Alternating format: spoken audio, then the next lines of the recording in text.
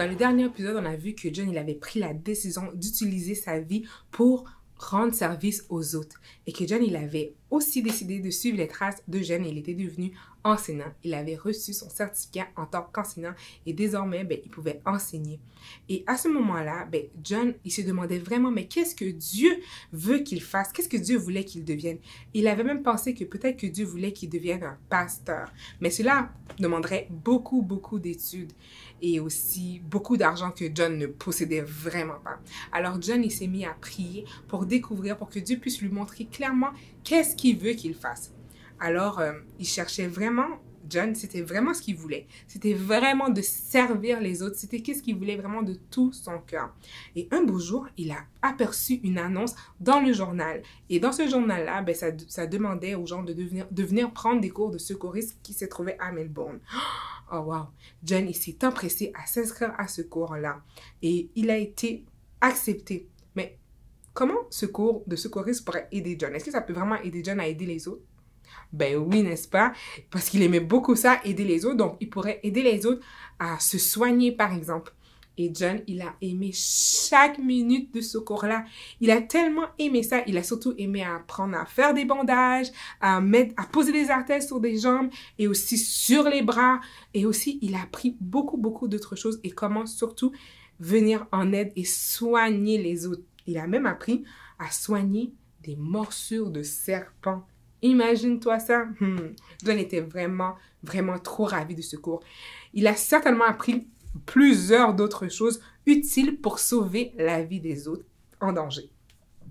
Alors, John, il prenait vraiment le cours de secourisme très, très au sérieux. C'était très important pour lui. Donc, il prenait vraiment le temps d'étudier avec soin chaque aspect de ce cours. Il prenait toutes sortes de notes qui pouvaient l'aider à bien réussir le cours. Et il prenait vraiment soin d'écrire tout ce qui pourrait l'aider à se rappeler des techniques de secourisme qu'il apprenait pendant le cours et surtout comment agir dans les situations médicales d'urgence. Donc, quelques mois plus tard, après ce cours-là, John a entendu parler d'une église qui était à la recherche de jeunes hommes pour, en fait, devenir des missionnaires parce qu'ils étaient en train d'ouvrir une nouvelle colonie dans l'est de l'Australie.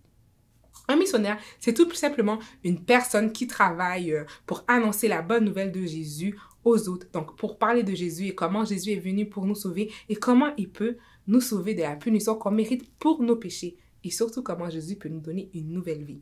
Donc, John a appris que cette église-là était même prête à payer pour que les hommes puissent justement participer en tant que missionnaires dans l'est de l'Australie.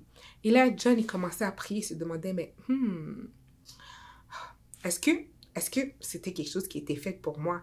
Puis en plus, il faut savoir que ces régions-là, justement, dans l'est de l'Australie, c'était vraiment des régions assez éloignées. Donc, est-ce que Dieu allait lui montrer clairement qu'est-ce qu'il fallait qu'il fasse? Est-ce que c'était une chose que Dieu était en train de lui montrer, que ça, c'était quelque chose qu'il devait faire, qu'il devait devenir pasteur? Alors, John, il a pris la décision de postuler. Il a immédiatement postulé pour le programme et heureusement, il a été accepté et il a aussi été envoyé dans un champ missionnaire au sud de Victoria, qui se trouvait au mont de Otway. Donc là, John, il se préparait pour partir dans ce nouveau habitat et encore une fois, déménager. Donc John, il a pris toutes ses affaires, il a embarqué sur le dos de son cheval et il a commencé à galoper à travers de toute la forêt de Otway. Et là, il s'éloignait de plus en plus de sa maison, mais il s'enfonçait de plus en plus dans la forêt dense pour découvrir sa nouvelle maison. Et la ville n'était pas très près, n'était pas très près d'où est-ce qu'elle avait. C'était vraiment un long voyage. Puis la ville où est-ce qu'il allait habiter, c'était vraiment juste un groupe de maisons ensemble. Il n'y avait rien d'autre dans la ville, c'est juste des petites maisons regroupées ensemble uniquement. Et là, il faut savoir que Otway, c'était vraiment une région très, très isolée. Et dans cette région, les femmes, il n'y avait pas beaucoup de femmes. Et les enfants, il n'y en avait pas beaucoup non plus. C'était principalement des bûcherons qui vivaient là-bas. Donc, la nuit est tombée finalement. Et là, John, enfin, il est arrivé à l'endroit où il devait emménager temporairement. Et là, John, il a fait vraiment un très long voyage. Donc, il a décidé d'aller se coucher. On ne visite pas tout de suite parce qu'il faisait très nuit. Et il avait dans sa chambre un petit matelas tout au fond de la pièce. Et là, John commençait à réfléchir, mais qu'est-ce que je peux faire?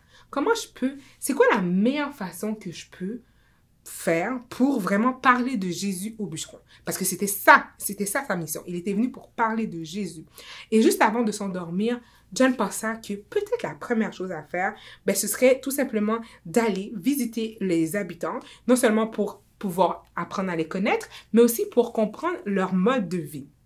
Donc, John, il voulait à tout prix découvrir comment ces bûcherons-là vivaient.